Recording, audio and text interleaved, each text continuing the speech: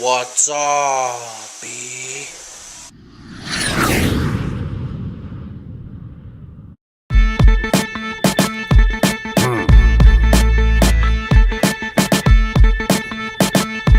Right.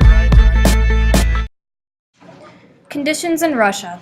Russia was and is extremely large and was abundant in natural resources, but it was economically undeveloped. By the 1800s, czars wanted to modernize in a way where they didn't sacrifice any of their absolute power. Russia's social structure. Landowning nobles dominated society and rejected any change that would threaten their power. The middle class was small and weak. Most Russians were serfs, laborers who were bound to their landowners. Most serfs were peasants, artisans, or soldiers forced into the army. Sometimes they even worked in factories.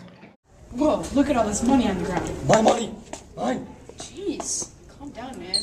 It's not even that much money. I need all the money I can get. Oh, I'm just a serf. I don't get any money anyways. oh, you do? No. Cause I make it rain. Dude, You wanna know this? no. Heck you, boy. No, give me my money. Give me my money.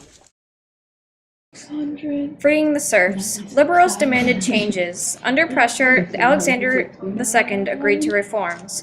In 1861, he created the emancipation that freed the serfs. But the serfs were poor and couldn't buy the land to farm, although peasants began to move to cities to find work. This reform also led to other reforms. Hey guys, did you hear? The serfs are all free. The serfs are freed. Yeah.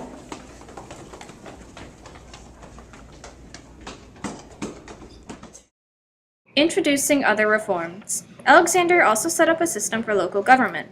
An elected group called Zemstvos was responsible for things such as road repair, schools, and agriculture.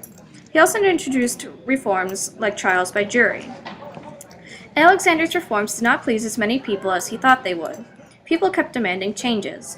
Riots and protests broke out, and finally, on March 18, 1881, Alexander II was assassinated by terrorists.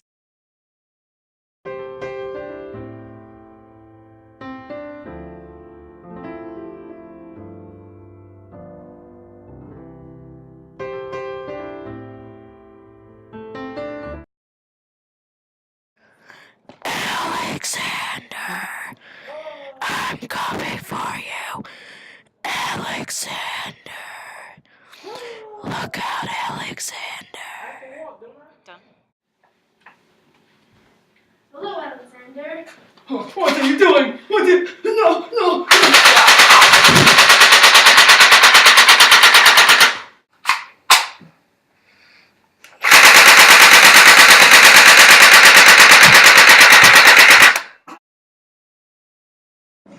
Alexander III began using harsh methods used by Nicholas I to punish the people in response to his father's death. He increased the power of the secret police, restored censorship, and exiled critics to Siberia. He also insisted on one language and one church. Any others were persecuted. Persecution and pogroms. Russia had a large Jewish population. Alexander III increased Jew persecution and limited the amount of Jewish people who could go to the universities and do certain jobs. He also made them live in certain areas. The persecution encouraged pogroms, or violent mob attacks. To avoid these, many people left Russia to become refugees. Hey Nikolai, did you hear about the pogrom in the village? Yeah, my cousin was nearly killed in it. Oh, what happened? Oh, really? What happened? Well, my cousin was going to the market to get some goat milk. He was wearing his yarmulke and tallit, and as he was walking out of the market, he heard gunfire and yelling. All of a sudden, he was surrounded by a gang, and he ran for it. Thankfully, there was another Jew nearby, so they killed him instead. Wow, that's astonishing. Your cousin must be really grateful to still be alive. Yeah, he is, but he still gets goat milk from the same market. 2 days later. Hey Yaakov, I got some bad news. My cousin was getting more goat milk, and when he took a sip of it, he started foaming at the mouth and died. It turns out that the owner of the market is anti-Semitic, and he poisoned the goat milk with arsenic. Wow, that's really unfortunate. I'm sorry for you. All that for a bottle of goat milk.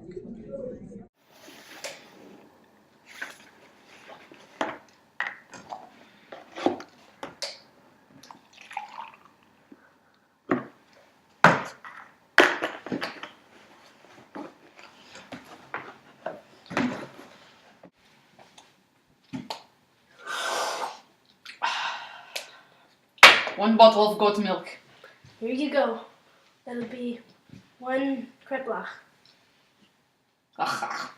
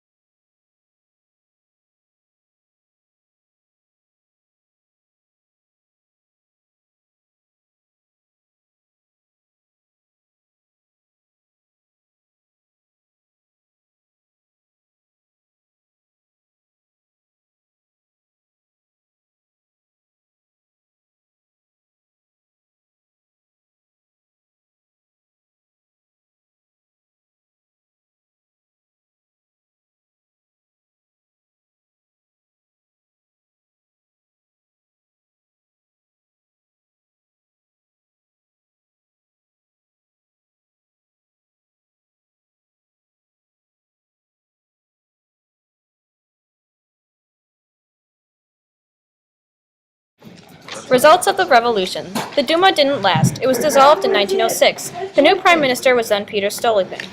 He was in charge of any political upsets. Stolypin added more moderate reforms to gain support from peasants, but they were still not enough. He was assassinated too in 1911. Several more Dumas met, but new voting laws made them always conservative. By 1914, Russia was still an autocracy. Revolution of 1905. After Bloody Sunday, people were even angrier with the Tsar. Strikes multiplied, and in some places, workers even took over the local government. Peasants revolted, minorities were calling for autonomy, and terrorists and assassins targeted officials. Nicholas was eventually forced to make reforms. Dumas, an elected national legislature, took care of laws. Freedom was restored.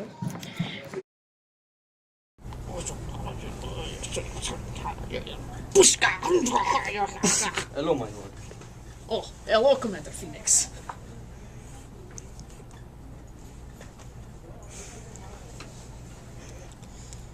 The peasants, they are still rioting. What are we going to do? Well, I also have been thinking about this problem, and I've come to a conclusion. We are going to make a legislature. I'm going to call it a Duma, okay? Because it will make everyone happy, alright? I'm calling it a Duma because it's a cool name, and because my girlfriend from high school's name was Duma, but she fell off a cliff and broke every bone in her body, and now she's in the hospital and she drools. So, yeah. Okay, my lord. I will get right on that. Thank you. When Russia went to war with Japan in 1904, they suffered one defeat after another. When a disaster of a war was found out by the people, chaos started, and protesters went out on the streets, workers went on strike, and liberals wanted more reforms. As this continued, a priest organized a peaceful march on Sunday, January 22nd, 1905. They went through the streets of St. Petersburg toward the Tsar's winter palace. They had a petition for peace and freedom. Out of fear, the Tsar ordered his soldiers. Hundreds of men and women were shot or wounded.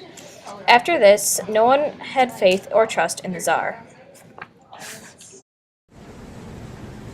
My girlfriend was killed. What? How'd she die? She was protesting against the Tsar, and she was holding a sign that said, "I want freedom," and the soldiers shot them. Why would the soldiers just shoot at people?